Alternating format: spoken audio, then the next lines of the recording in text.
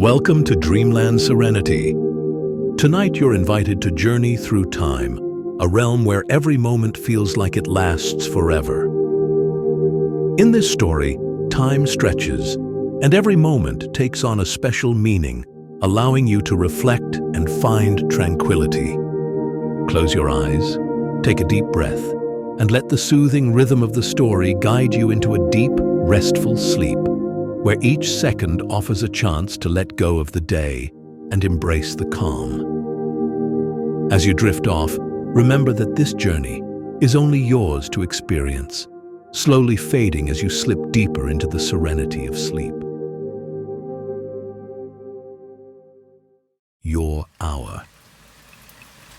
It all started on a day that felt like any other. The sky was muted with overcast clouds, the kind that gave everything beneath it a soft, almost melancholic glow. The air was still, as though the world itself was holding its breath. You didn't expect the ordinary to turn into something extraordinary, but sometimes the most inconspicuous moments are the ones that alter your life forever. The hourglass sat on your shelf, an antique you had found buried in the back of an estate sale years ago.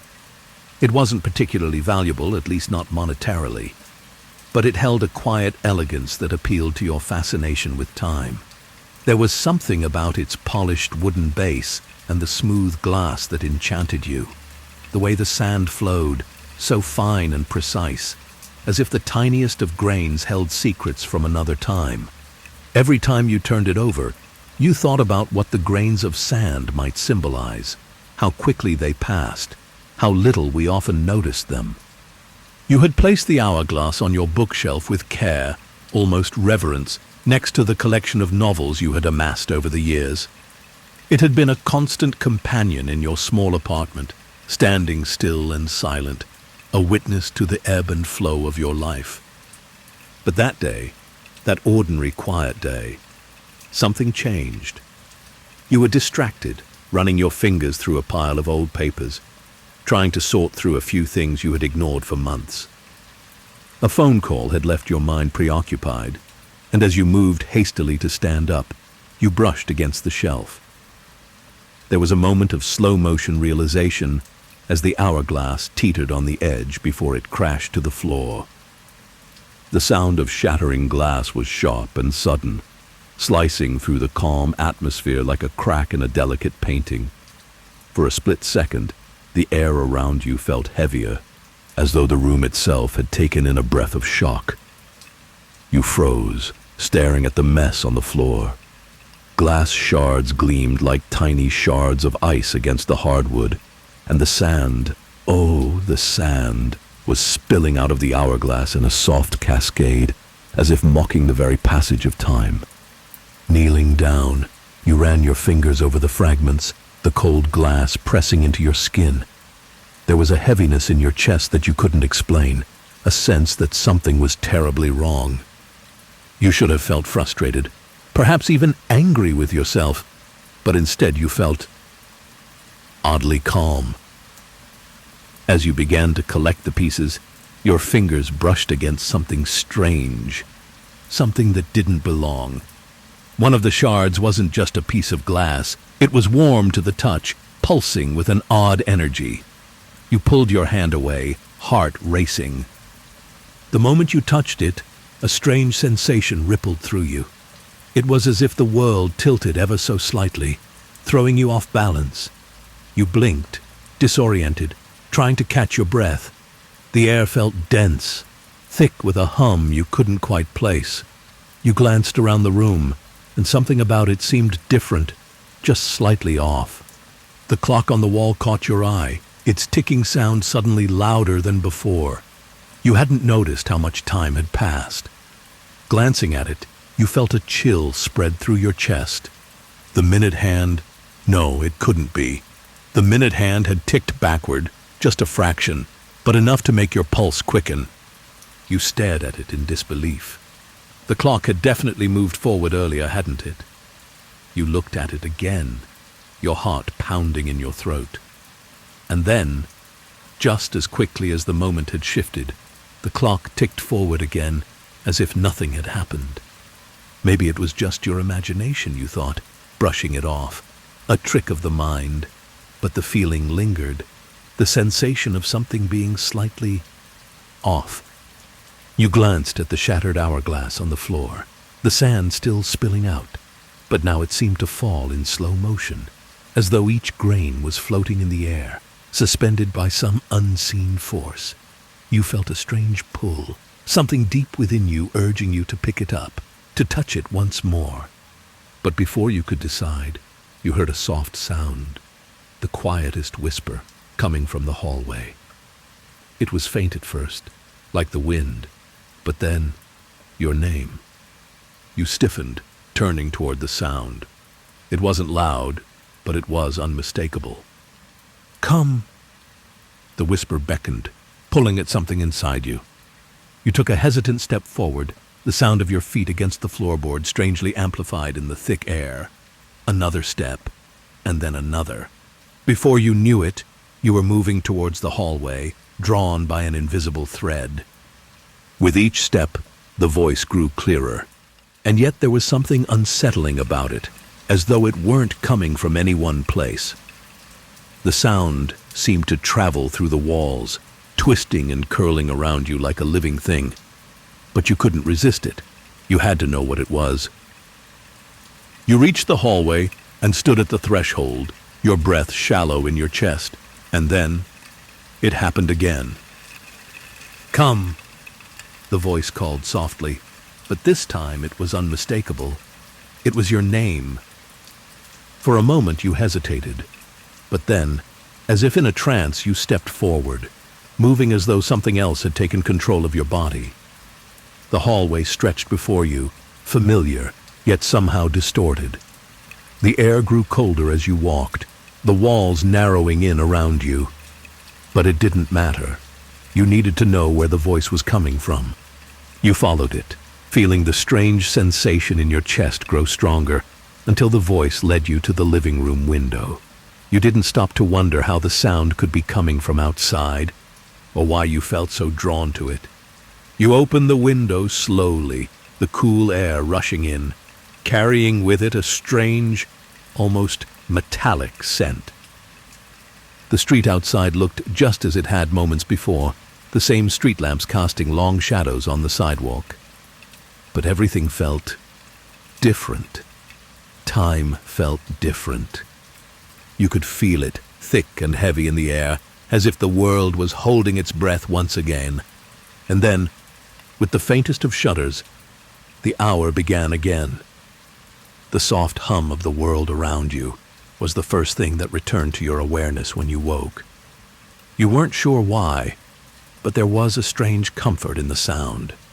It was as if time itself had settled into its familiar rhythm once again. Yet there was something you couldn't quite shake, something gnawing at the edges of your consciousness, like a puzzle with missing pieces. Your eyes fluttered open, greeted by the familiar dim light of your apartment. It took a moment for your senses to adjust, for the fog of sleep to lift from your mind. The soft creak of your bed springs echoed slightly in the otherwise quiet room. Your fingers brushed against the cool fabric of your blanket, and you shifted to get up.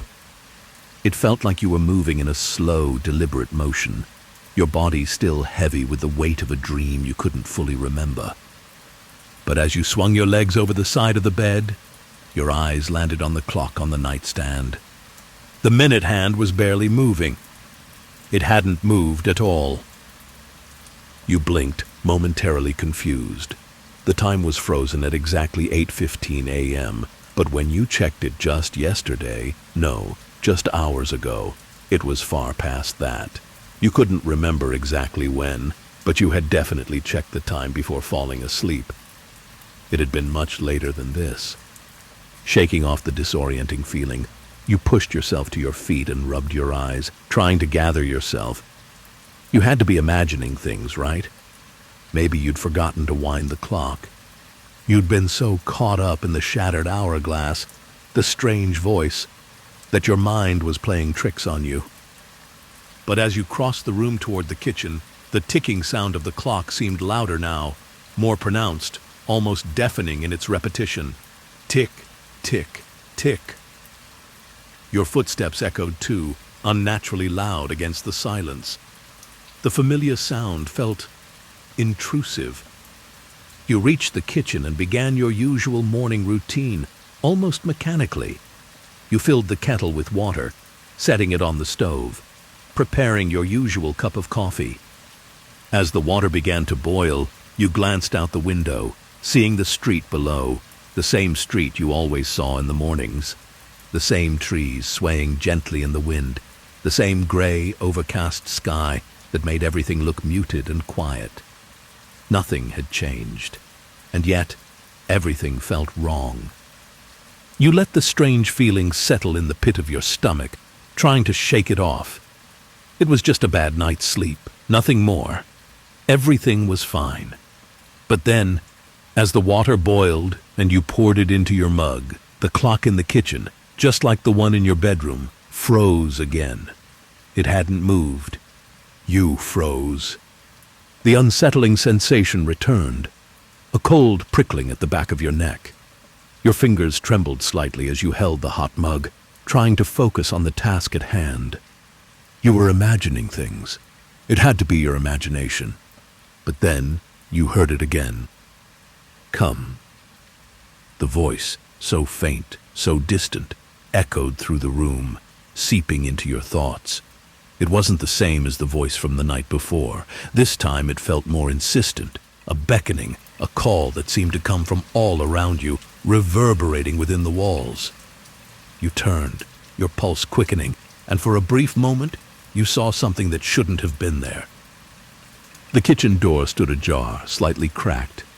You never left it open, always ensuring it was closed when you left the room. But now, it was open just enough to let the faintest of drafts slip through. You hadn't noticed the door move, hadn't heard it creak open. You walked over, your footsteps soft against the cool floorboards, and reached for the door handle. The voice spoke again, quieter now, but with undeniable clarity. Come to me. You stopped. This wasn't possible. There was no one in the apartment, no one in the hallway, no one outside. You were alone. But the voice persisted, weaving into your thoughts like a thread you couldn't escape. Slowly, almost against your will, you found yourself walking toward the hallway, drawn by the pull of something you couldn't understand. As you reached the doorway, the world seemed to shift. It wasn't as subtle this time. The hallway, your hallway, looked exactly the same, yet different. The light from the windows seemed dimmer than before, casting long shadows along the walls. The familiar paintings on the walls were askew now, tilted ever so slightly. The smell of dust and wood was replaced by something else, an unfamiliar sharp scent that filled your nose. And then, as you stepped further into the hallway, you glanced at the clock again. It read 8:15 a.m.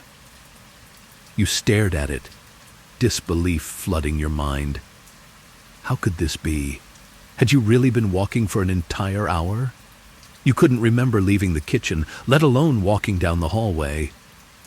A sudden unease washed over you, your heartbeat quickening as you turned back to the living room. The clock on the wall there had frozen too, just as the others had. 8:15 a.m. again. Your breath caught in your throat. It was the same time. Everything was the same.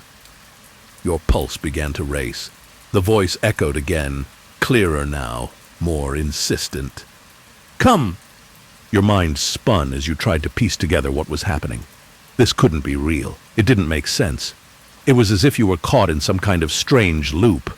But why? And how? You had no answers, only the sensation of being stuck in a world that refused to move forward. But you could feel it, an undeniable truth lurking beneath the surface. Whatever had happened to the hourglass, whatever power it held, had trapped you in this moment. Time was repeating itself.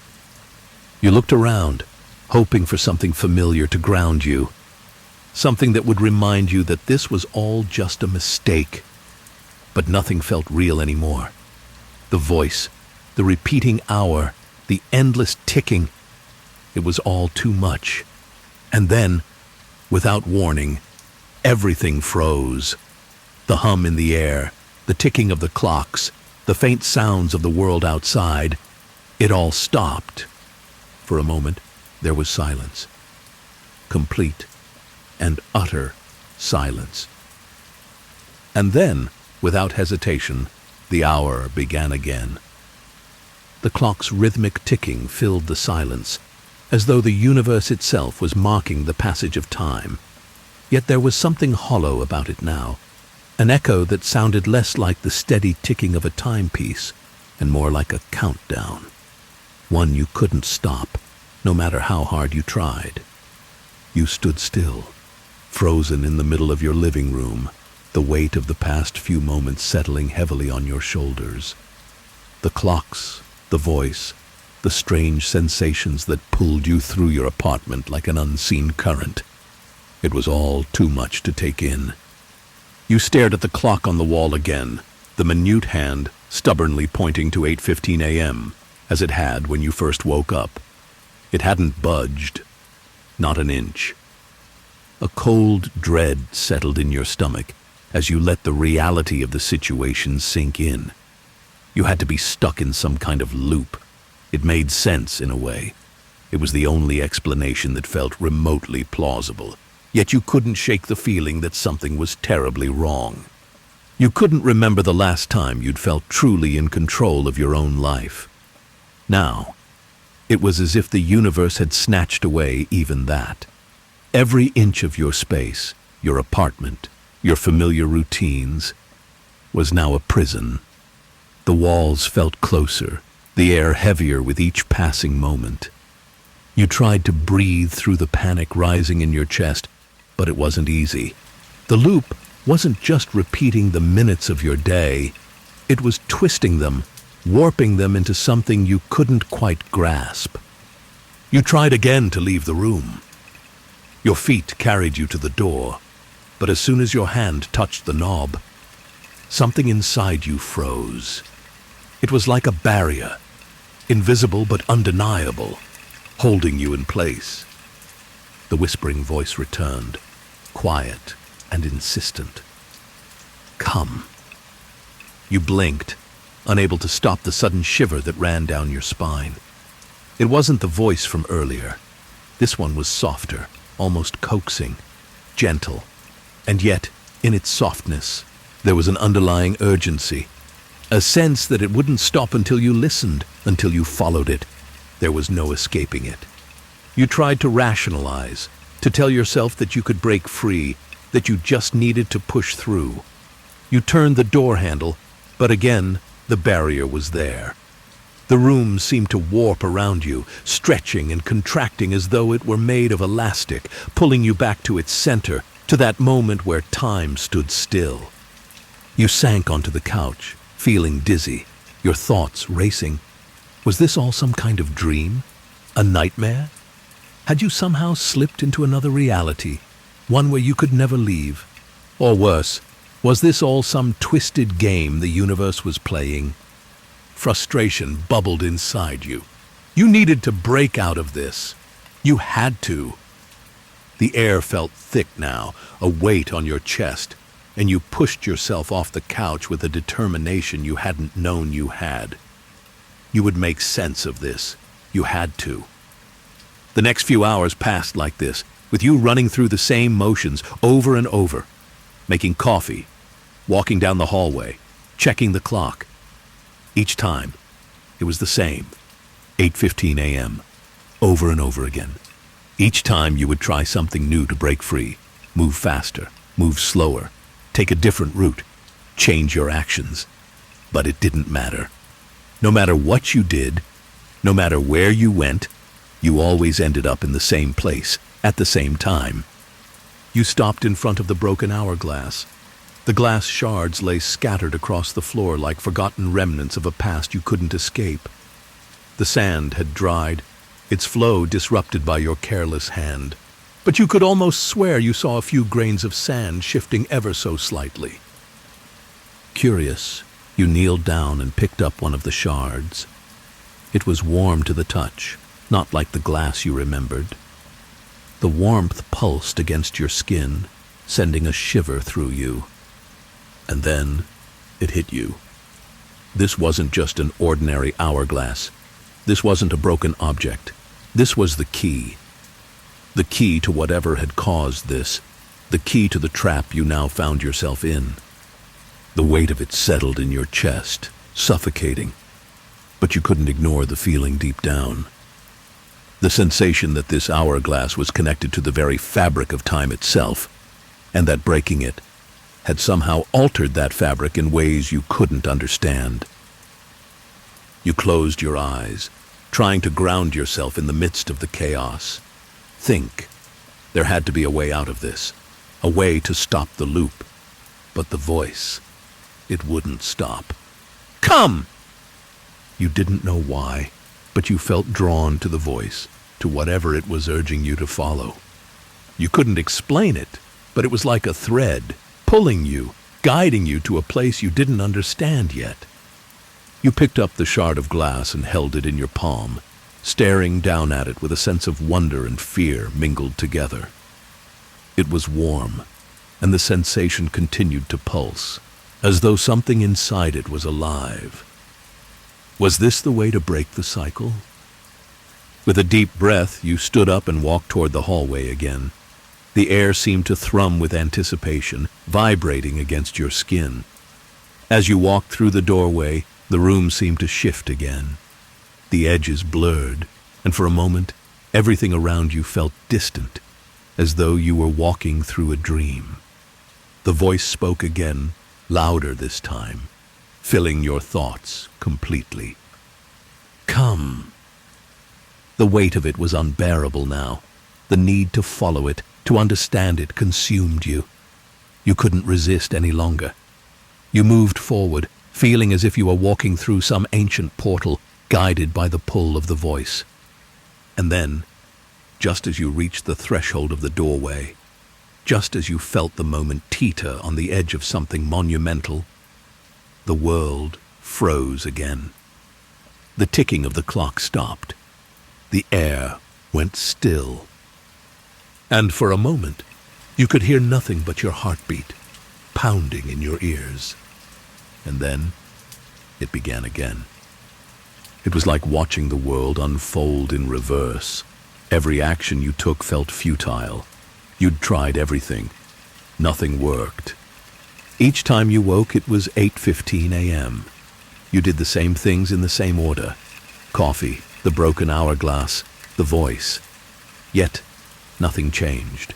The loop felt endless. The passage of time itself had been stolen from you, and with each repetition, it became clearer that the hourglass wasn't just broken. It was alive, pulsing with an energy that you couldn't comprehend, that you couldn't break free from. Your mind raced through possible explanations. This couldn't be real. It had to be some bizarre dream, some illusion conjured by your exhausted mind. But then why did the hours stretch on, unchanging, pulling you into their stagnant rhythm?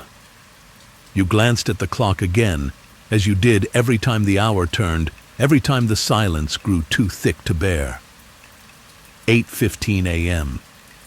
And still, you couldn't get the second hand to budge.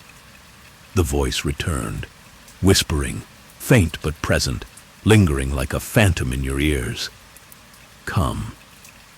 The same haunting whisper, soft yet demanding.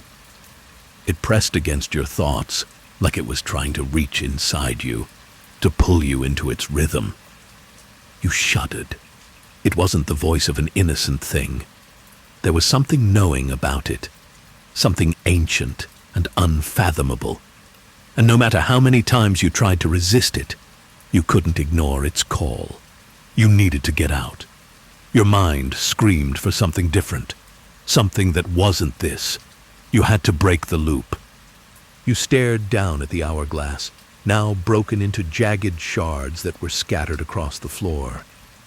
It was no longer just a piece of glass. It had become an anchor, tethering you to something you didn't fully understand. Something that was either a gift or a curse. You couldn't ignore it. There was no denying it any longer. The hourglass was the key. You'd broken it by accident, and in doing so, you had shattered not just glass but time itself.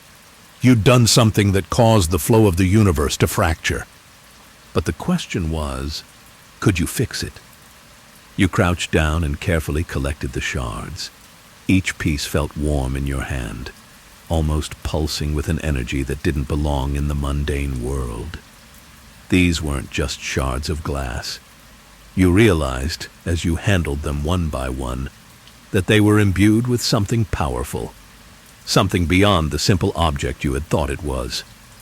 Every time you touched a shard, the world around you seemed to flicker, like a television trying to find a signal.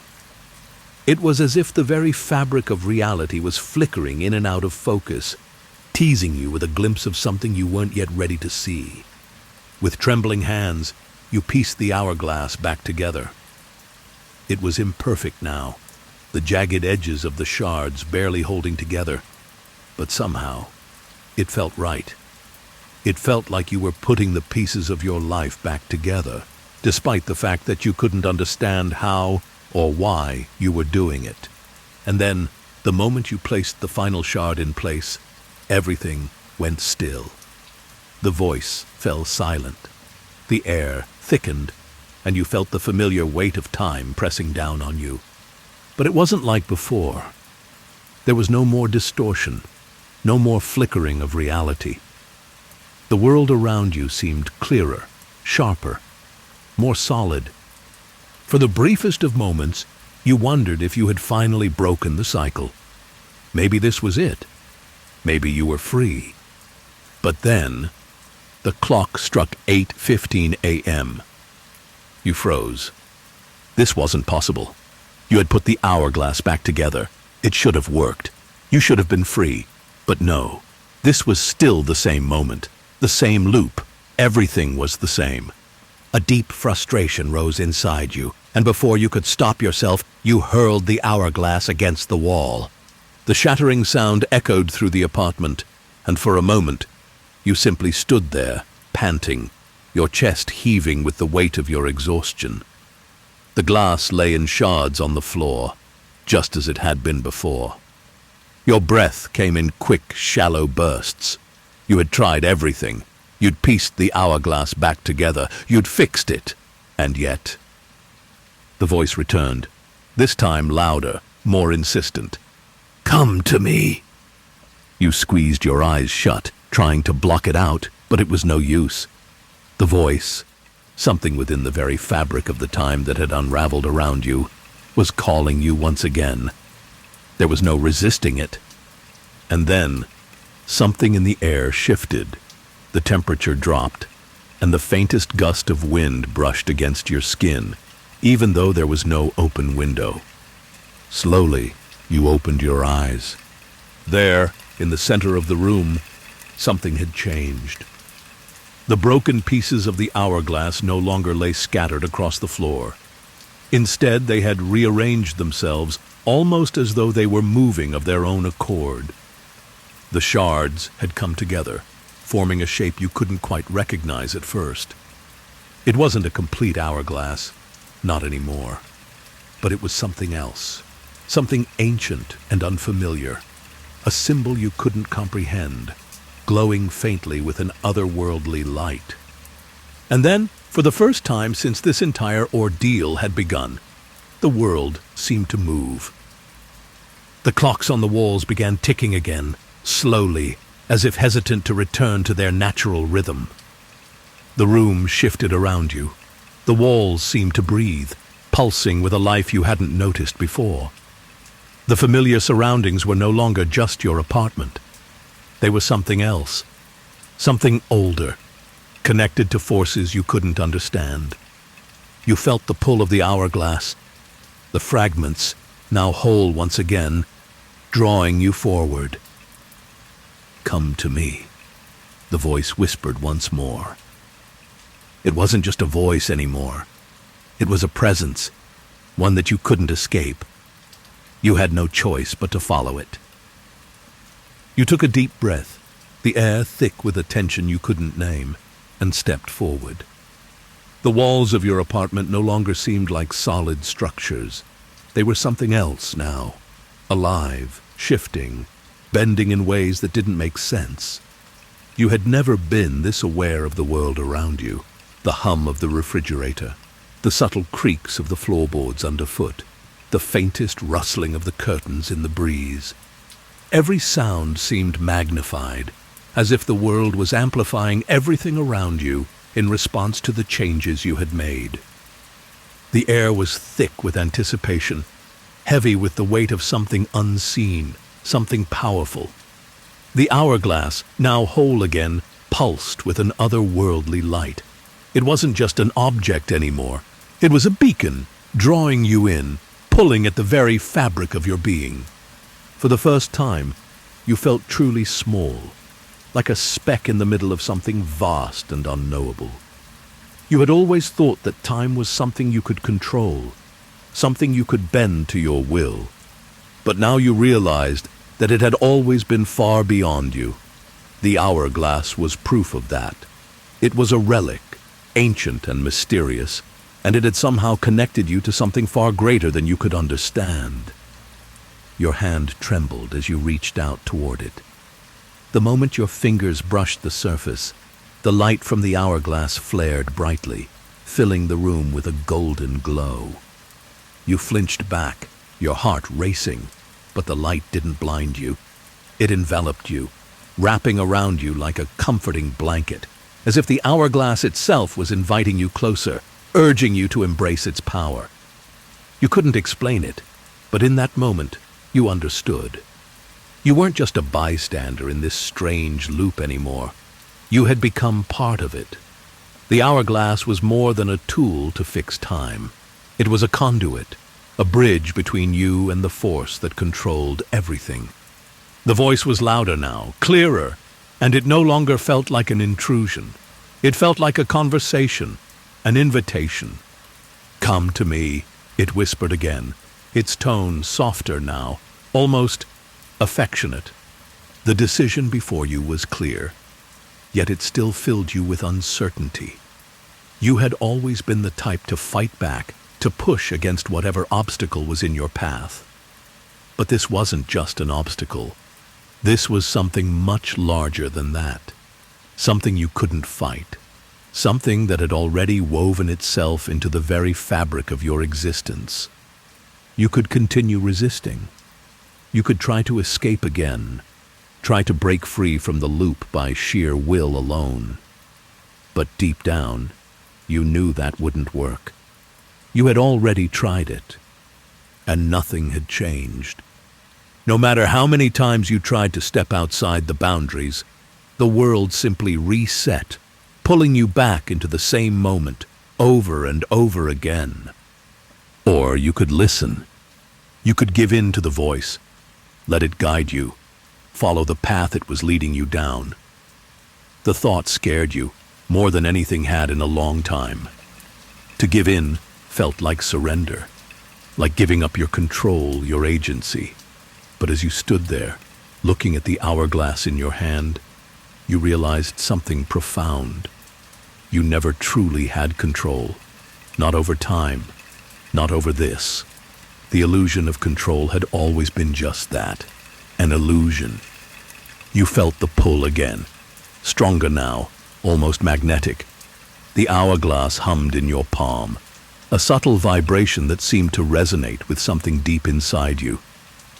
For a long moment, you hesitated. You stared down at the hourglass, at the glowing shards that had once been shattered, now perfectly whole, now pulsing with the same rhythm as your heartbeat. And then you stepped forward. The moment you did, the world shifted again.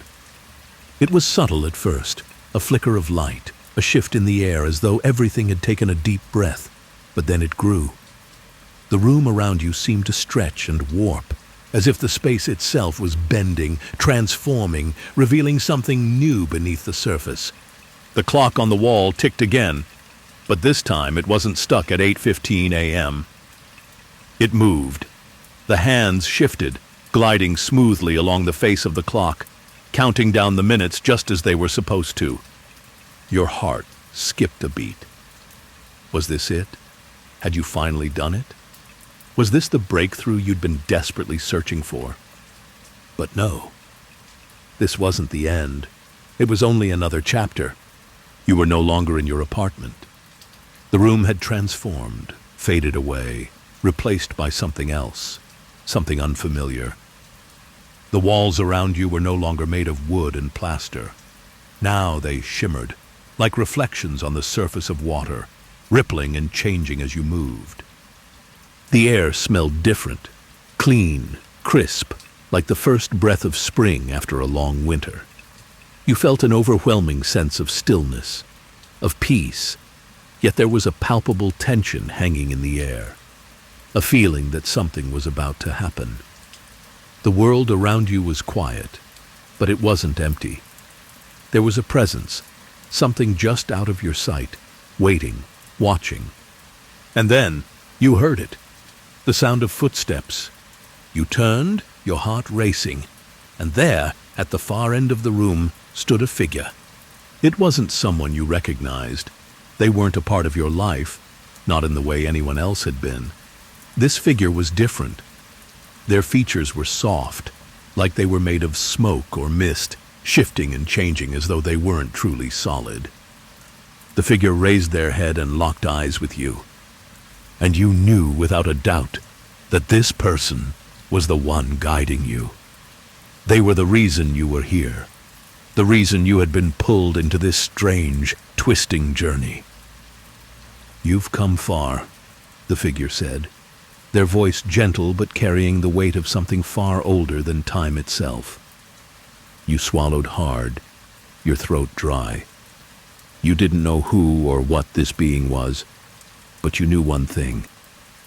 They held the answers.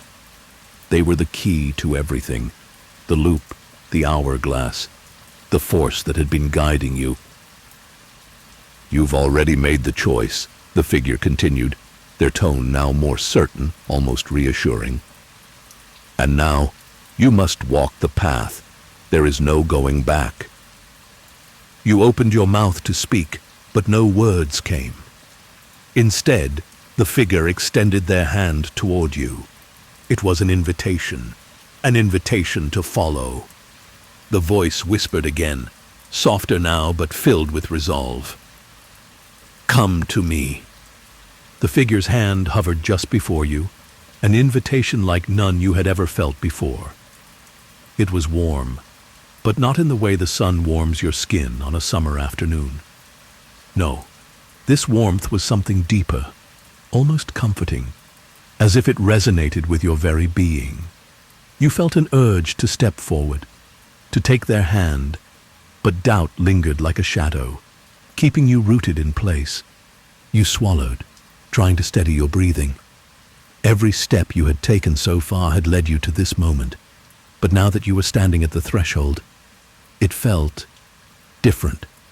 The air around you seemed to pulse with energy, as if the room itself was aware of your hesitation, waiting for you to make the next move. "You do not need to be afraid," the figure spoke again, their voice soft, like the wind rustling through leaves. "The path you are on is your own. The choice is always yours, but the time is here to decide." It took every ounce of willpower not to step back, not to run away from the feeling of inevitability that swirled in the air. But you knew deep down that this was no longer just a choice. It was destiny unfolding, something far larger than you had ever imagined. The figure's presence was overwhelming, and yet you didn't feel threatened. You didn't feel out of control. Instead, there was a sense of peaceful surrender, a calm acceptance that perhaps you were not meant to fight this anymore. Slowly, you reached out. Your fingers brushed against their outstretched hand, and a strange energy coursed through your body. It was like stepping into a current, like being swept into a stream that you knew would carry you far away from everything familiar. But for the first time since this all began, you didn't resist. The world around you shifted. It was like stepping into another dimension where time no longer followed the rules you had come to understand. The walls, once shimmering and fluid like water, now solidified into a structure unlike anything you had ever seen. The space around you was vast, stretching endlessly in every direction. It was a room that felt as if it held all the time that had ever existed and all the time that would ever come. You blinked, and suddenly you were no longer standing in a room. You were standing at the edge of a precipice, looking out over an endless expanse. Below you stretched a great valley, lush and green, with rivers winding through it like veins of silver. The sky above was the deepest shade of purple, dotted with stars that twinkled in patterns you couldn't comprehend. It felt like a place caught between worlds, neither fully real nor fully imagined. The figure had disappeared, but their presence lingered, woven into the very fabric of this strange new realm. You felt their gaze on you, even without seeing them. "You are here," the voice said again, but this time it wasn't the figure speaking. The voice was different, older, more ancient. "You have crossed the threshold, and now you must walk the path. Only you can find your way. But remember this, time is a fragile thing. Once you have walked this road, there is no going back." You looked down at the ground beneath your feet, finding that the earth was soft and rich, as though it had not seen a footprint in centuries. The path ahead of you was clear, though you didn't know where it would lead, but you had come this far. There was no turning back now. You took a deep breath and began walking. Each step you took seemed to change the world around you. The air hummed with energy, vibrating in tune with your movements. The very ground beneath your feet seemed to respond, shifting and changing in subtle ways, like the landscape was alive and aware of you. The path you walked was not a simple one.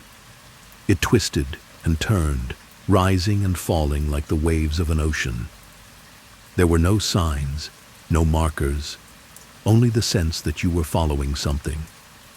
Something that had always been leading you, even before you had realized it. As you moved forward, the valley opened up to reveal more of the world beyond. Rolling hills stretched out before you, their peaks covered in mist, and beyond them, towering mountains rose into the sky like sentinels, watching over the land. In the distance you could see faint flickers of light, small towns or villages perhaps, but you couldn't yet tell if they were real or just mirages created by your mind. You felt the weight of time press down on you, though you didn't know how long you had been walking. Hours? Days? You couldn't tell. The sky above you had not shifted, the stars remaining fixed in their places, as if time itself was suspended here in this strange world. There were no sounds, no birds, no animals. The world was eerily silent, save for the soft rustling of your own footsteps on the earth. And then you saw it. At the farthest point of the path, a figure appeared. This time, it wasn't the same one you had met before. This was an older version, more ethereal, their form shimmering like the stars themselves. They stood with their back to you, gazing out over the valley, their posture regal and serene. You felt a pull toward them, an undeniable urge to go closer, to learn from them, to understand the truth of what you were experiencing. But as you approached, the figure turned, and for the first time, you saw their face. It was your own face. You froze, heart pounding. The figure before you looked exactly like you. Every detail, every feature, every imperfection was mirrored. The only difference was that this version of you seemed older, wiser, somehow more grounded in the world around you. "You've come far," the figure said, their voice now softer, more familiar. "But the path is not yet finished. There is more to learn, more to understand." You wanted to speak, to ask questions, but no words came. Instead, you reached out toward the figure, drawn by an instinct you couldn't explain. The figure smiled, a warm, knowing smile. "You are ready," they said, as though they had been waiting for you all along. And then, everything changed again. The world around you felt different. You couldn't pinpoint why, but a strange sense of detachment had crept into every part of your perception. The sky, which had once been a soft purple, now seemed harsher, the edges of the stars a little sharper, as if their brilliance was a mere illusion. The land stretched out before you in the same vast, endless manner. But the rolling hills now felt more like props in a stage play. There, but not real, as if they could fall apart at any moment. You took a cautious step forward, your feet pressing into the soil beneath you, but the sensation wasn't quite right. It was as if the ground was too soft, like walking through a dream where nothing felt truly solid. As you moved forward, your gaze was drawn to a figure up ahead. A figure that seemed familiar, yet distant. Another you. This version of you wore the same clothes, the same expression. But the eyes, your eyes, held something different. A quiet sadness, like the weight of all the knowledge you had yet to learn. She stood motionless, looking out over the valley, her posture stiff, as though she too was caught in this place between realities. You approached her cautiously, the silence around you pressing in on your thoughts. "Are you me?" you asked, though the words felt unnecessary as soon as they left your mouth. You already knew the answer. The other you turned to face you slowly, her gaze lingering on yours, but there was no recognition in her expression. Instead, she sighed and spoke in a voice that sounded almost like an echo. "You don't understand yet, do you?" Her voice was soft, but it carried a weight, as if it had been spoken 1,000 times before. "You're here to learn. You've been here before." The words hit you like a wave. You staggered back, the sense of déjà vu overwhelming. "I've been here before?" She nodded slowly, her gaze still unwavering. "Every time you break the hourglass, you come back. Each time you're given the chance to choose differently, but every choice you make is already a part of the pattern." You shook your head, trying to grasp what she was saying, but the words seemed to slip through your fingers. "What do you mean? What pattern?" She stepped closer, her eyes locking with yours in a way that felt almost like a plea. "This world, it's not real. None of it is. It's a reflection of your own mind, your thoughts, your regrets. Every decision you make here brings you one step closer to understanding, but you're running in circles. The hourglass isn't just a tool for time. It's a prison for your soul. The longer you stay, the harder it will be to remember who you really are." Her words struck something deep within you, an unsettling truth that you hadn't fully realized until now. You weren't just trapped in time. You were trapped within your own mind, caught in a cycle of repeating the same hour, living out the same decisions, the same mistakes. "But how do I break free?" you whispered, the question heavy in your chest. "How do I escape this prison?" The other version of you hesitated before answering, her eyes dark with knowledge. "You can't escape until you understand, until you face what brought you here. But be warned, the more you try to change, the more fractured the world becomes. Time has already been altered so many times that it's starting to crumble." You're already seeing the cracks. You looked around, and for the first time, you noticed the subtle distortions in the air, the way the landscape shimmered and warped. The hills bent unnaturally, and the river in the distance rippled in waves, though there was no wind. The ground beneath your feet shifted as if it were breathing, alive in a way that felt wrong. "What happens if I don't figure it out?" you asked, your voice trembling slightly. Her gaze softened, but there was no pity in her eyes, only a quiet understanding. "You'll be trapped, forever. You'll forget who you were and who you are now, until nothing is left but the endless hour." Her words hung in the air, thick with the weight of their truth. You felt a chill run down your spine, the enormity of the situation settling over you like a storm cloud.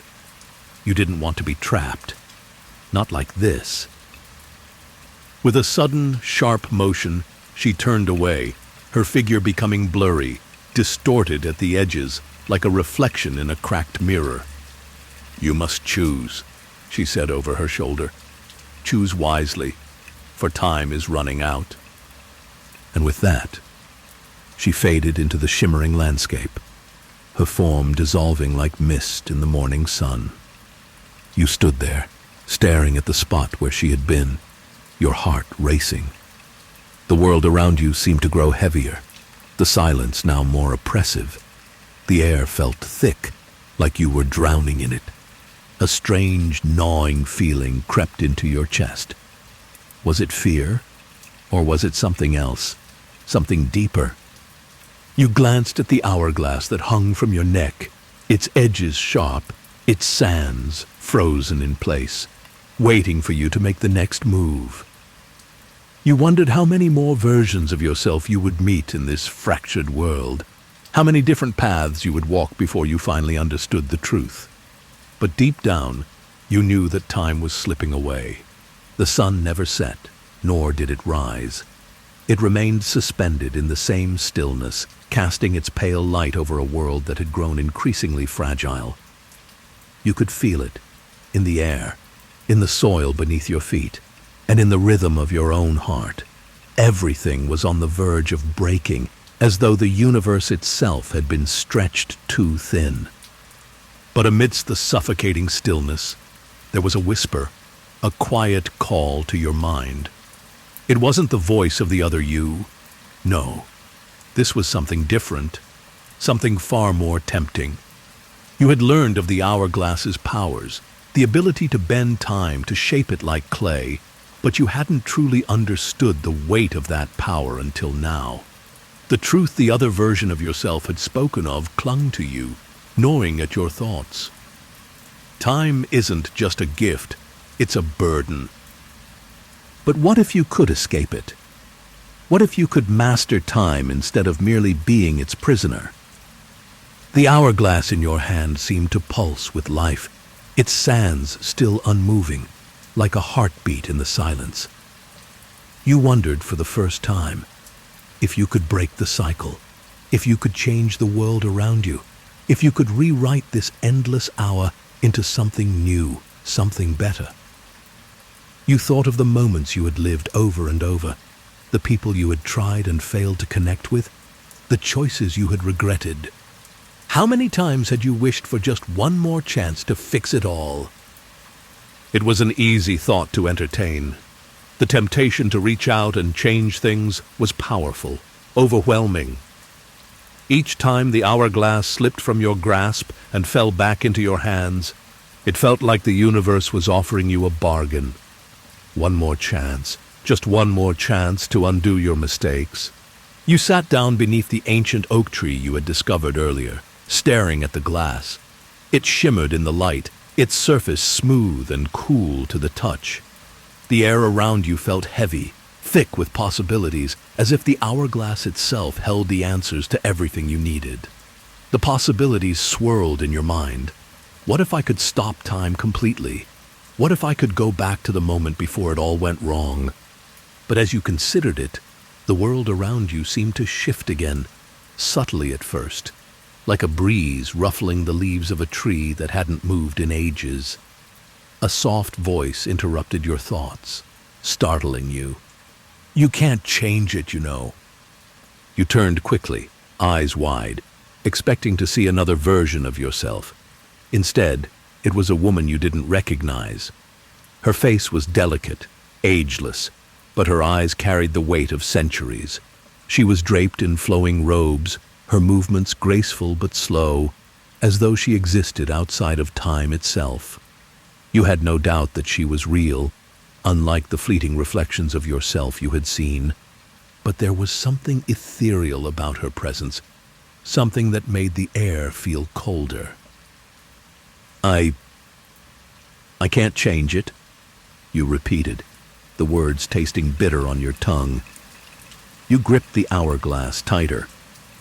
"What do you mean?" She stepped closer, her feet barely grazing the ground, as if the earth beneath her was unwilling to hold her. She watched you carefully, her eyes soft, yet filled with unspoken knowledge.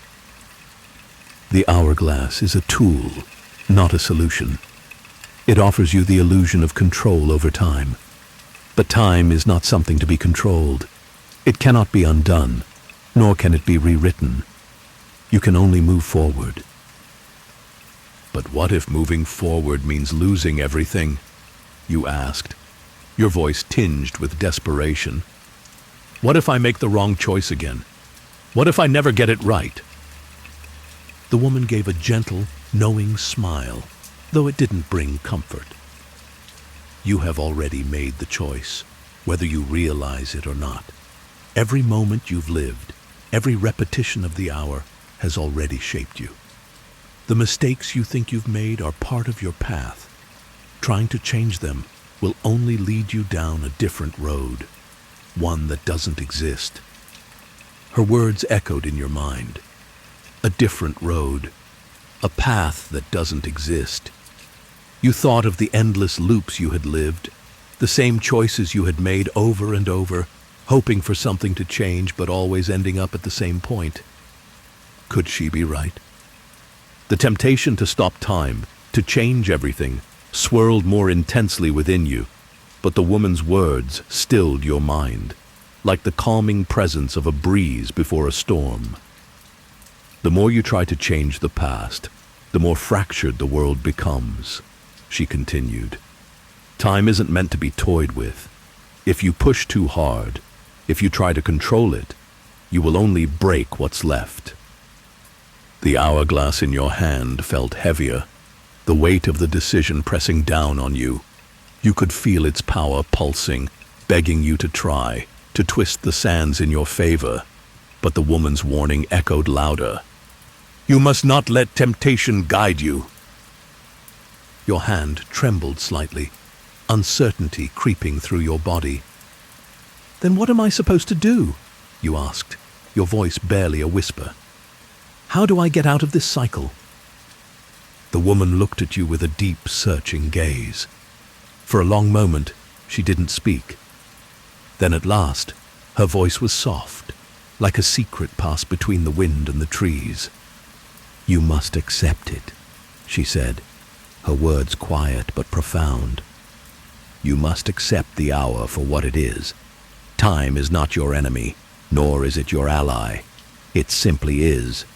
You can only find peace once you learn to move with it, rather than against it." And with that, she vanished, fading into the light of the sun as if she had never existed.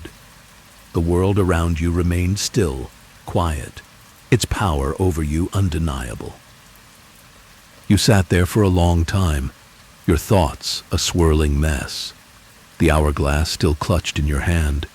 You wondered if you had truly learned anything at all. The temptation to rewrite your story lingered, but you knew deep down that the more you tried to bend time, the more it would slip through your fingers. Maybe the key to escaping the loop was not to fight it, but to understand it. You rose to your feet slowly, the weight of the hourglass heavier now than it had ever been. You still didn't know how to break the cycle, but one thing was clear. You would need to face your own fears, your regrets, and your desires. Only then would you be able to move forward beyond the fractured world into something new. The silence around you grew oppressive, thicker than it had ever been before. The land stretched out endlessly in every direction, but somehow the world felt smaller now, as if it were closing in around you. You had always imagined that breaking free from the cycle of time would feel like a grand revelation, like the lifting of a veil, an awakening to a new understanding. But it didn't feel like that at all. It felt more like stepping into a fog, where every step you took only seemed to deepen the uncertainty. You looked down at the hourglass in your hand, the same one that had brought you here, the same one that had offered you the illusion of control over time. It was cold now, its glass smooth but unyielding. The sands had not moved since you first discovered it, and yet its weight seemed to grow heavier with each passing moment.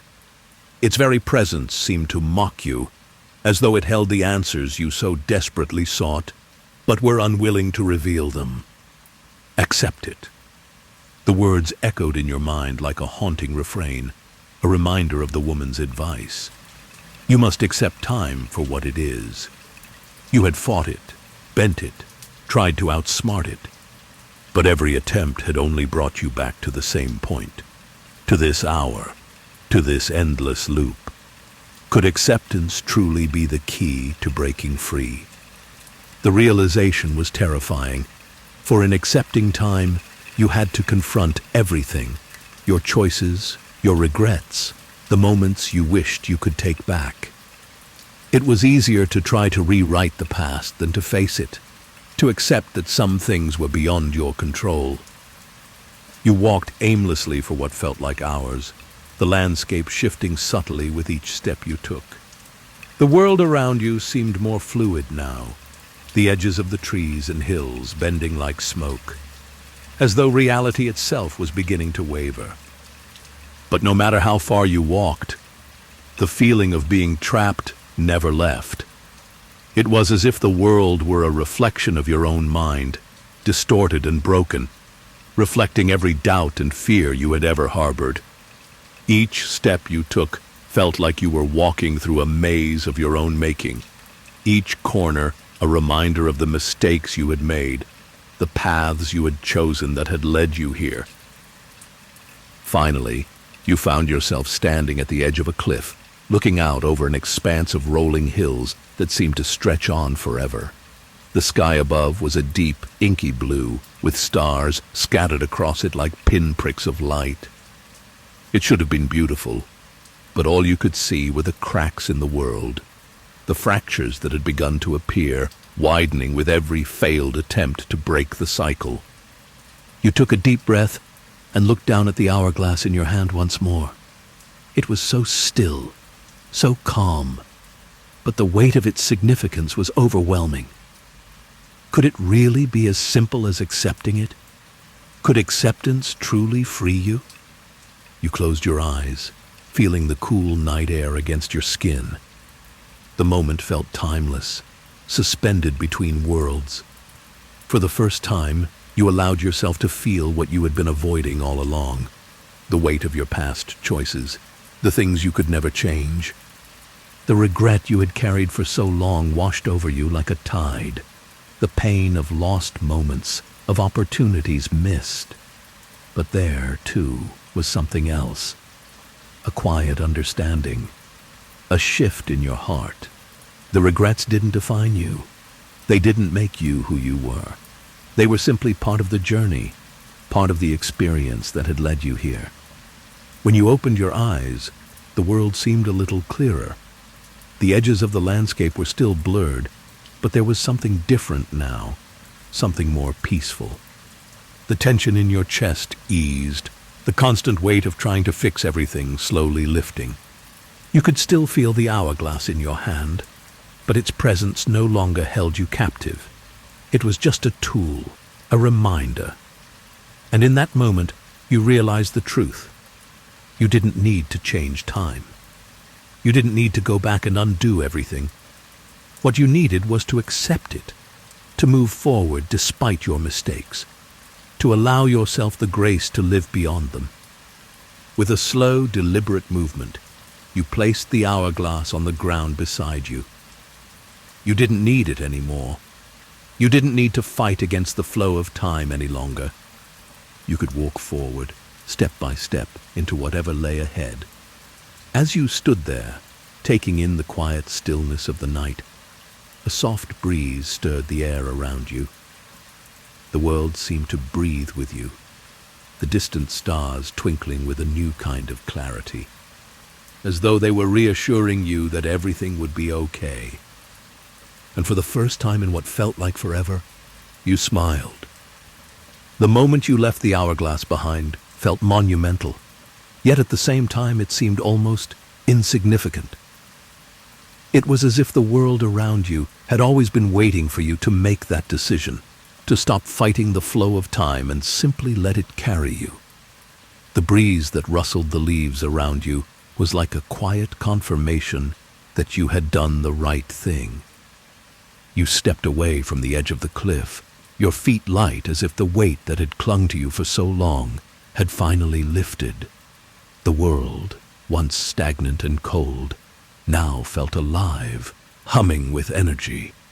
Every blade of grass, every star in the sky seemed to pulse with life, as though the universe was responding to your change. For the first time, you felt a true sense of connection to the world around you. The trees no longer stood as silent sentinels, their branches twisted in endless contemplation. Instead, they swayed gently in the wind, their leaves whispering stories that you could almost understand. The moon, hanging low in the sky, cast a silver glow across the land, and it felt as though time itself had stopped to listen. But there was more to do, more to experience, and though you didn't know what lay ahead, you no longer felt afraid. With each step you took, the landscape shifted.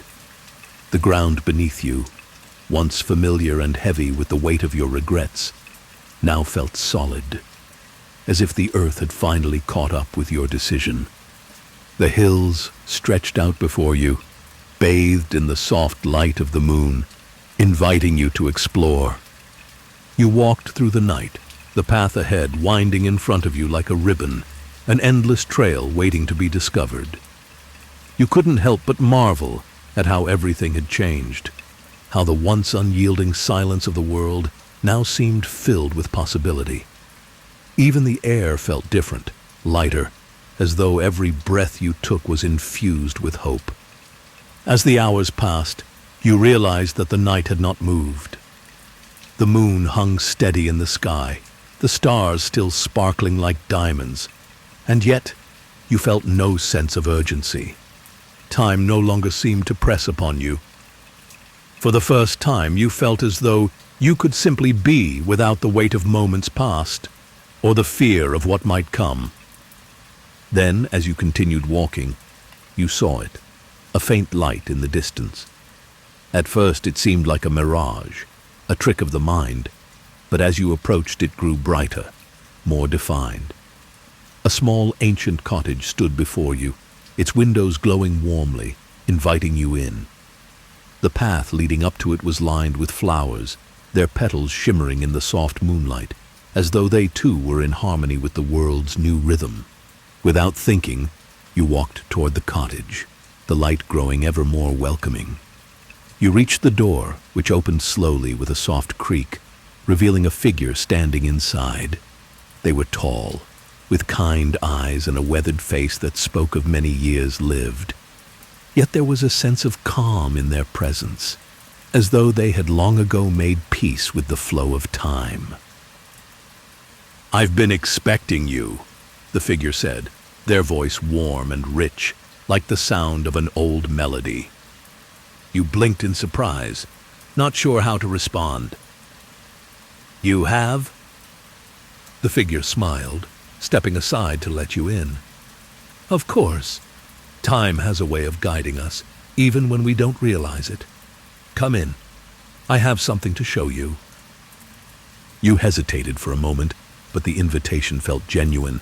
the air around you warm with an unspoken promise of understanding. You stepped inside, the door closing softly behind you. The cottage was small but cozy, with a crackling fire in the hearth and shelves filled with books and trinkets that seemed to hold their own stories. There was a chair near the fire, and the figure gestured for you to sit. "Sit, child," they said gently, "and let me tell you what you have forgotten." You took a seat by the fire, the warmth of it a stark contrast to the coolness of the night outside. The figure took a seat opposite you, folding their hands in their lap. There was an air of timelessness about them, like they were both ancient and ageless, their presence somehow beyond the constraints of time. "You have learned a great deal already," the figure began, their voice soft but certain. "You have learned the hardest lesson of all, the acceptance of time. But there is more to understand, more to see. The hourglass was never the true source of your power. It was merely a tool, a symbol of your struggle." You nodded slowly, remembering how the hourglass had once seemed like the answer to everything. You had believed it would save you, but now you understood that it had only been a reflection of your own fear, your fear of moving forward, of letting go. "The true gift," the figure continued, "lies not in changing the past or controlling the future, but in embracing the present. The moment you are living right now is the only one you truly have. Time does not exist in separate pieces, scattered across moments. It exists in every breath, every heartbeat, every step you take. Once you accept that, you will no longer be trapped by the illusion of control." The words resonated deeply within you. For so long you had tried to escape time, to fix what couldn't be fixed. But now, in the stillness of this cottage, with the fire crackling in the hearth, and the figure before you, speaking words that felt like truths you had always known, you realized that you had been searching in the wrong places.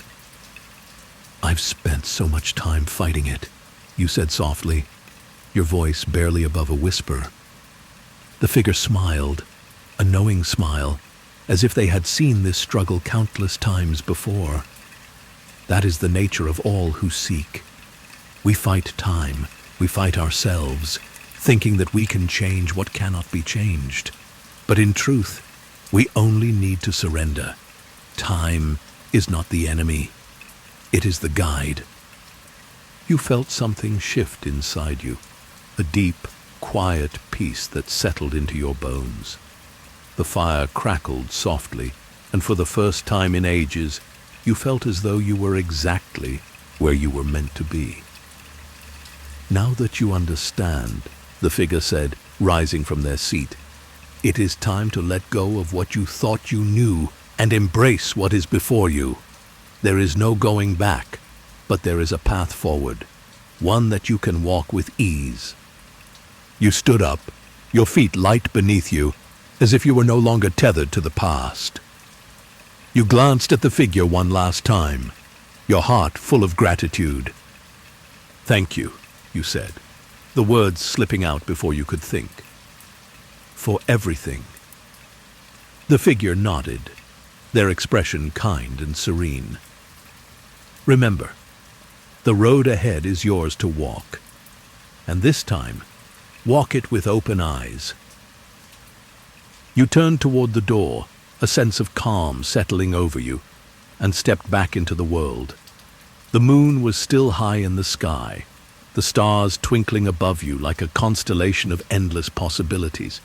You had accepted the passage of time, and now you were free to move forward. The minute you stepped out of the cottage, the world before you seemed to pulse with energy, as though every blade of grass, every fluttering leaf, every gust of wind was somehow alive, aware of your transformation. The air felt warmer now, not as a physical change, but as if the universe itself had shifted to accommodate you, to embrace you as you were. There was no longer a sense of dread or worry about the unknown future, no longer any hesitation. You were ready to continue the journey that had been set before you. no longer bound by the weight of past mistakes or regrets.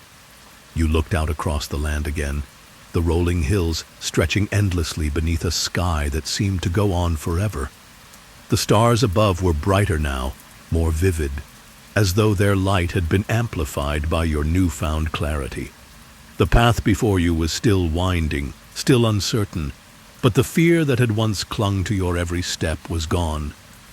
It had dissolved in the heat of the fire, in the wisdom of the figure who had shown you the way.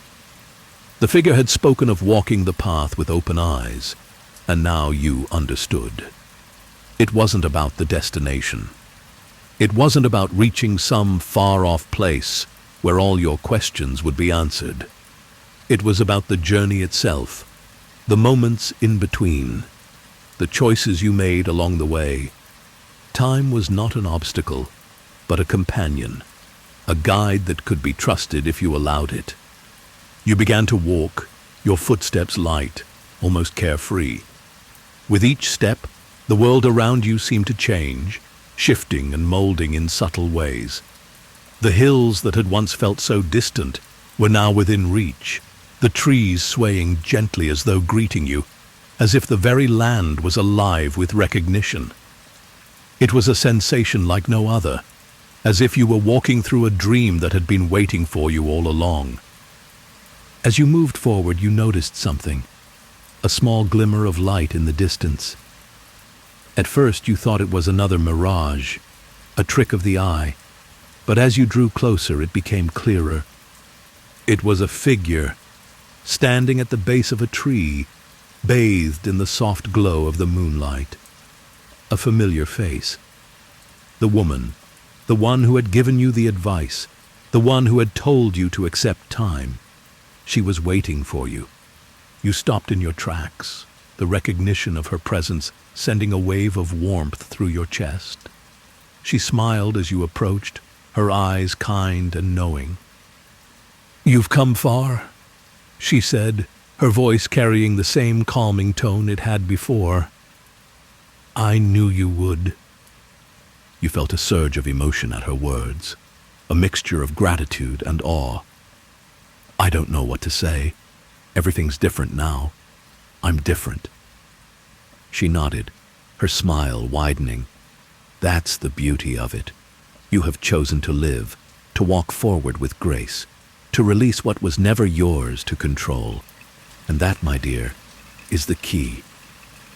You stood there for a moment, taking in her words, letting them settle in your heart. "I understand now," you said softly.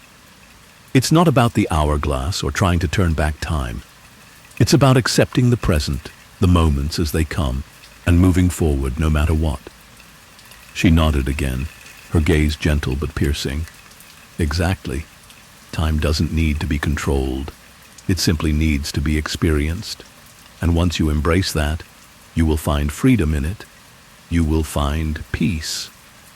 The wind shifted then, carrying with it the scent of fresh earth and blooming flowers. You looked around, feeling a deep connection to the world, as if it had always been waiting for you to arrive at this moment, to finally understand the true nature of time. You turned back to the woman, your heart full. "Thank you. I think I'm ready now." Her smile was all-encompassing. "You have always been ready. You just had to see it for yourself." With that, she stepped aside, as if her task was complete, and gestured for you to continue your journey. The path ahead was still winding, still uncertain, but for the first time, it didn't feel like something to fear.